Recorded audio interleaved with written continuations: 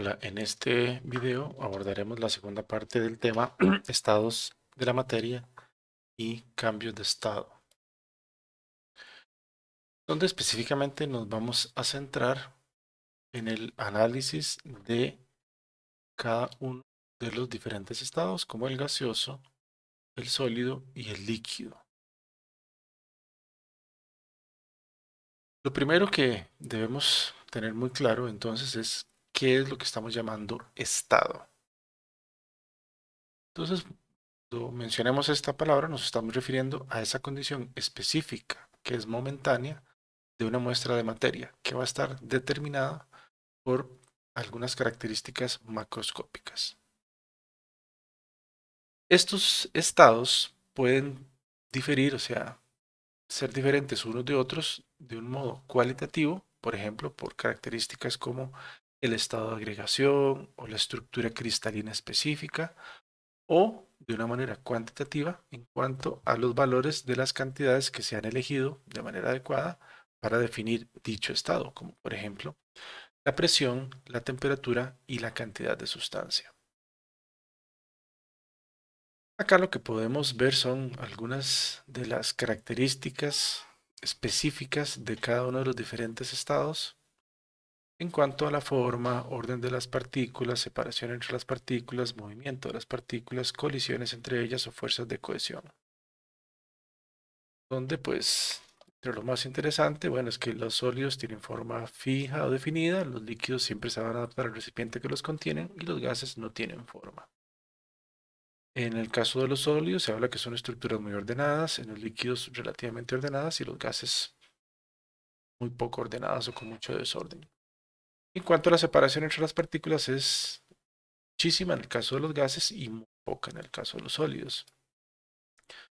Poco movimiento, prácticamente ningún movimiento en el caso de los sólidos entre partículas, poco en el de los líquidos y un gran movimiento en el de los gases. Y en cuanto a colisiones, muchísimas en el caso de los gases y muy pocas para los sólidos.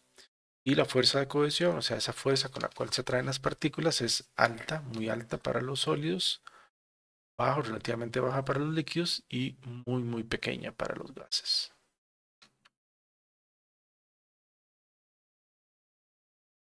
Vamos entonces a iniciar el estudio de cada uno de los diferentes estados de la materia con el estado gaseoso. Y aunque evidentemente nos interesan los gases en su entorno natural, para estudiarlos resulta más sencillo plantear en primer lugar un modelo hipotético, teórico, es decir, que no existe, pero que nos va a servir como punto de referencia, que es el modelo del gas ideal. Y luego hablaremos de los gases reales en contraposición a este modelo que vamos a plantear. De manera general, podemos decir que en el estado gaseoso las partículas son independientes unas de otras y que están separadas por distancias enormes en relación al tamaño de estas partículas. Esto explica la gran compresibilidad y los valores muy pequeños de las densidades de los gases. Además, como ya lo hemos mencionado, las partículas de un gas se mueven con total libertad, es decir, en cualquier dirección, y tienden a separarse lo más posible, es decir, aumentan la distancia entre ellas hasta que ocupen todo el espacio disponible en el caso de que estén contenidas dentro de algún tipo de recipiente. Estas partículas además se encuentran en un movimiento constante, perenne, en línea recta, es un movimiento rectilíneo y únicamente hay un cambio de dirección cuando chocan con otras partículas o con las paredes del recipiente. Y estos choques de las partículas del gas con las paredes del recipiente que contiene dicho gas son los responsables de lo que normalmente llamamos o medimos como la presión del gas. Vamos entonces ahora a plantear el modelo del gas ideal. ¿Qué características tiene este gas hipotético? Repito, hipotético, que no existe. Bueno, uno es que el volumen que ocupan las propias moléculas es insignificante en comparación con el volumen total a cualquier presión y temperatura. Por lo tanto, podemos afirmar que el volumen de las partículas del gas ideal es cero. La atracción entre las moléculas, o sea, la atracción entre partículas es ínfima bajo cualquier condición. Por lo tanto, también vamos a considerar que no hay interacciones de atracción ni de repulsión entre las partículas de un gas ideal. Como ya lo dije, es hipotético, o sea, no existe, es planteamiento teórico, pero podemos decir que sigue u obedece ciertas leyes que veremos más adelante. En el caso de los gases reales, a veces la influencia de estos factores puede despreciarse o la consideramos insignificante y el gas muestra un comportamiento que se aproxima o satisface el del modelo del gas ideal. Específicamente, cuando las presiones son bajas y las temperaturas relativamente elevadas, el espacio libre, digamos ese espacio entre las partículas del gas es muy grande y la fuerza de atracción entre las moléculas es lo suficientemente pequeña como para que el gas tienda a comportarse muy cercano al del modelo del gas ideal. Entonces, vamos a ir hablando de las diferentes leyes que satisfacen los gases ideales que en su momento fueran planteadas con estudios realizados con gases reales. La primera es la llamada Ley de Boyle, que fue enunciada en 1662 por Robert Boyle. En este caso, de acuerdo con los límites de la exactitud experimental realizada en ese momento, el volumen de cualquier cantidad definida de gas a temperatura constante variaba de manera inversa a la presión que se ejercía sobre el gas.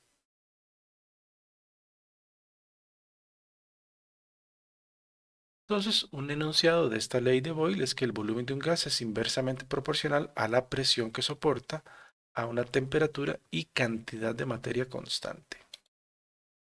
Matemáticamente podemos decir entonces que el volumen es igual a una constante dividido entre la presión. Esta constante es un factor de proporcionalidad cuyo valor va a depender de la temperatura, el peso del gas, la naturaleza y las unidades en que se expresa tanto el volumen como la presión. Y en esta figura podemos ver, digamos, ese comportamiento bajo diferentes condiciones u estados.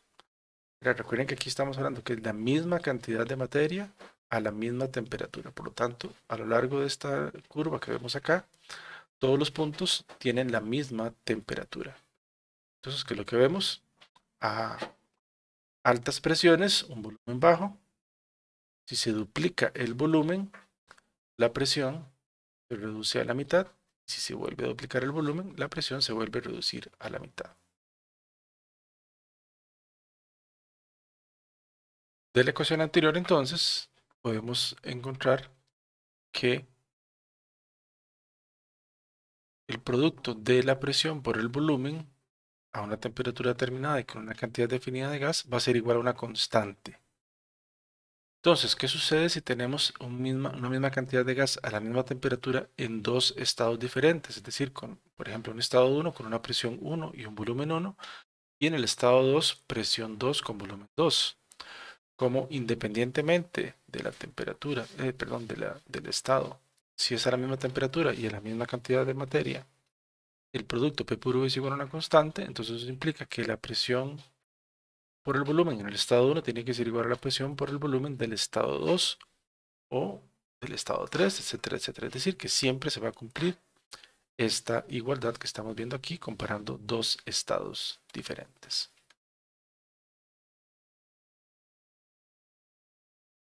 Entonces, recalcando, cuando graficamos presión contra volumen para un gas ideal, se obtienen estas curvas. Como estas curvas, cada punto está a la misma temperatura, las vamos a llamar isotermas. Isotermas, presión, volumen de un gas ideal. Y a mayor temperatura, más, digámoslo así, en la parte superior o hacia arriba estará la curva. Entonces aquí lo que nos implica es que la temperatura 3 es la mayor, la temperatura 2 es la intermedia y la temperatura 1 es la menor. Pero entonces estas son las que vamos a llamar isotermas, presión, volumen, que tienen la característica de que son asintóticas con ambos ejes, es decir, nunca llegan a tocar a los ambos ejes, ninguno de los ejes, ni el eje Y ni el eje X. Es decir, matemáticamente hablando, más baja que sea la presión, el volumen no llega a ser cero, o por más bajo que sea el volumen, la presión no llega a ser cero. Pero vean también cómo con un simple arreglo matemático de las variables, si por ejemplo en vez de graficar presión contra volumen, graficamos presión contra el inverso del volumen, ahora lo que obtenemos es una línea recta, ¿verdad? Entonces esto también es una manera interesante de verlo, ¿verdad? Simplemente se vuelve a cumplir lo mismo, ¿verdad? A volúmenes grandes, bajas presiones, volúmenes pequeños, altas presiones. La siguiente ley es la llamada ley de Charles y Gay-Lussac, que así tratando de hacer una reconstrucción histórica muy poco precisa, ¿verdad? Muy rápida. Podríamos decir que en el año 1787 Jack Charles encontró que algunos gases se expandían en la misma proporción bajo condiciones de presión constante y él trabajó entre 0 y 80 grados centígrados. Y ejemplos de algunos gases con los cuales trabajó, bueno, hidrógeno, el aire, dióxido de carbono y oxígeno. Por su parte, en 1802, Louis-Joseph Gay-Lussac encontró que todos los gases aumentaban el mismo volumen, específicamente él encontró que era 1 entre 273,15 por cada grado de elevación de la temperatura a presión constante. Y este último hallazgo, gráficamente, sería lo siguiente. Trabajando con el mismo gas, la misma cantidad de gas a presiones diferentes, encontraron que a cada presión había una relación lineal entre el volumen y la temperatura en grados centígrados. Obviamente, al cambiar la presión, cambia la pendiente de esta línea recta, pero el hallazgo más relevante es que si se extrapolaban todos los datos, en este caso, hasta encontrar el punto en el que cortaban el eje X, todos los casos, evidentemente con algún grado de incertidumbre, pero se encontró que el valor específico en el que cortaban el eje de las X, verá que es el que corresponde a la temperatura, correspondía al valor de menos 273,15 grados. Todos, independientemente de con cuál gas y a qué presión se trabajaba, el punto de intersección era menos 273,15. Y esto pues lo que llevó fue a la conclusión, años después, de que posiblemente entonces significaba que esta era la temperatura más baja que podría alcanzarse. Lo cual sirvió para plantear una nueva escala de temperatura que ya veremos qué sucede. Entonces, supongamos que vamos a asignar por V0 el volumen del gas a 0 grados centígrados y por V el volumen a cualquier temperatura T en grados centígrados. Entonces, de acuerdo al hallazgo de Gay-Lussac, podemos escribir que ese volumen a la temperatura T es igual al volumen a 0 grados más T entre 273,15 por el volumen a 0 grados. Sacando factor común V0, pues entonces tenemos esta expresión. Y sacando común denominador, pues llegamos a esta. Que el volumen a una temperatura T será el volumen a los 0 grados centígrados multiplicado por este término de acá, donde T es la temperatura a la cual queremos encontrar este volumen V. Esto entonces permitió obtener posteriormente de los trabajos de Charles y Gay-Lussac una nueva escala de temperatura, tal que para una temperatura grados centígrados dada corresponda otra establecida por la relación T en esa nueva escala es igual a 273,15 más la temperatura en grados centígrados. Donde entonces 0 grados centígrados lo vamos a llamar T sub 0, que será 273,15. Y entonces ahora podemos decir que ese volumen, la temperatura que nos interesa, entre el volumen a 0 grados centígrados, pues será igual a la temperatura entre la temperatura a 0 grados centígrados, que ahora es 273,15. Y de manera general podemos decir que V1 entre V2 es igual a la temperatura 1 entre la temperatura 2.